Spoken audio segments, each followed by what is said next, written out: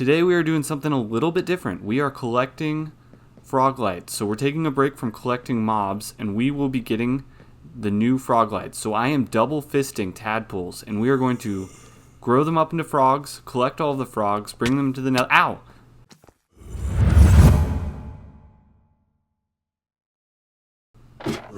Alright, so we are in the same place, just a little bit lower, and this place is dug out, cleared out, for a very specific reason. We are in the desert, and we are under a river. So right here, this is the desert, and then right next to it is the river. So this will get the two different types of frogs, and so then we will have two of the three. So I'm going to clean this place up, I'm going to grow some frogs, and just like that, we will be back. And we are back. So I revised the space a bit, and look at all of these frogs. We have all the frogs that we could ever need in this space. So we have the orange and the gray frogs. All we need is the green ones, so we are well on our way. We are in the end, and the end actually counts as a cold climate. So this is how we're going to get the last green frog variant. We are going to place them in here, where they will grow up from their tadpole status, and then they will be right next to the portal. And the portal will come out just a stone's throw away from the desert base. So there we will be able to unite all of the three frog colors. Alright, I've obstructed my bed, we've all jumped through the portal, and this is spawn. So we are so close to the desert area. Let me show you that quick. Alright guys. Yep, here it is. So I brought three frogs through, so I just have to find them, round them up, and bring them over. Okay, so here's one. And alright. Shouldn't be too hard of a journey. Well, we have what looks like the start of a bad joke. A leftover drowned, a llama, and a bunch of frogs all walk into the nether. I don't know what the punchline is. But we are going to consolidate these with all the other frogs, and we are going to bring them to the place in the nether where they will be consuming their magma cubes. Guys, I regret to inform you, I have accidentally murdered probably 10 frogs. I did not think that this is where the challenge would be. Bringing frogs vertically is actually really tricky. So I'm going to show you guys what I'm going through.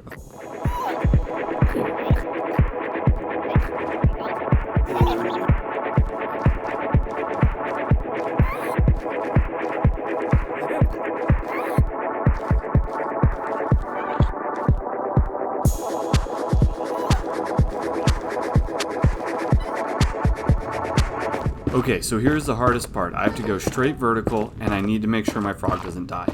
So I jump up on the blocks, and I've actually rigged up this redstone so that the frog has something to land on, so that he doesn't die from that drop, and so that he doesn't fall back through. Okay, there we go. Man, I could have saved so many of your brothers if I would have started with that. We are on top of the nether, and we are going to heal up some frogs and head over to the basalt delta biome. So the reason why we're going here is magma cubes only spawn there. I feel like a lot of people want to go straight to the fortress where they have the magma spawner, but I actually think that we'll get better rates here. So I got all the frogs we need, and let's make this journey. Oop, gotta get this one. Okay. It looks so ridiculous. I have roughed in just the very basics of what I'm thinking. So basically, in this mud area, this is where the frogs will be, and I've actually made 3 of them. So we're going to separate the frogs by color, and each color will get its own 3x3 area. And I've used mud for a very specific reason. When you stand on mud, you're actually a bit lower. So this allows hoppers to actually pick up the items from underneath them. And after doing this, I'm thinking I might actually just use minecarts. But we're going to keep the mud because it's the new cool block in the game. And we're going to build up. Alright, let's get building. We have made decent progress. However, ladies and gentlemen, boys and girls, this is what happens when you do not fully build something in creative or look at any tutorials on YouTube beforehand. Because we have a problem on our hands. This magma cube on the right is not tracking the iron golems on the left. And I misread the wiki, and I thought that they could track from way further than they actually could. So he's just hanging out in no man's land. has no idea and is going nowhere. So what we're going to have to do is we're actually going to have to provide more tubes. So we might need some in the center, and we're definitely going to need some right on the right side. So I absolutely hate the idea of the ones in the center because I love this open lobby area, but this just isn't going to work, so something's going to have to give here. So this project requires a ton of quartz, and I needed more of it, so I thought this would be a good opportunity to show you guys how we're getting it.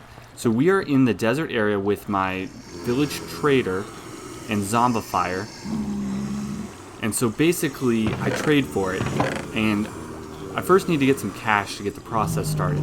So I'd say my top trades are probably crops, specifically watermelons, and I have an automatic pumpkin farm, and then gold from a gold farm, as well as zombie flesh. So let's get richer.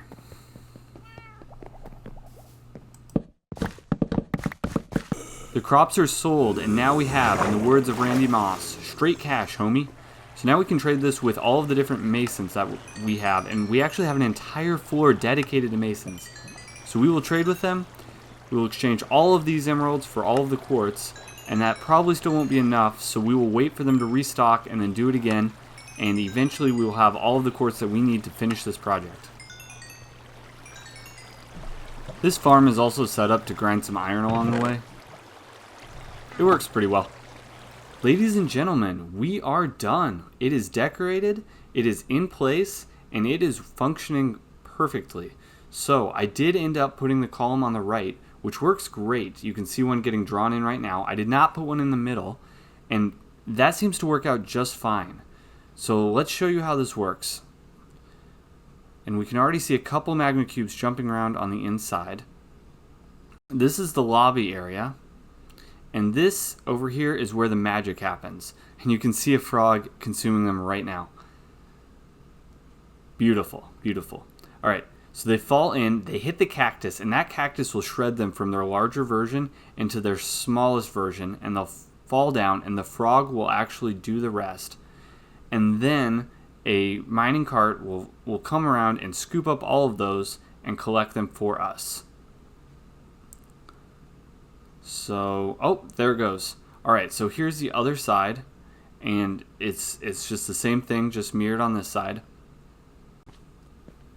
All right, so let's check out rewards here.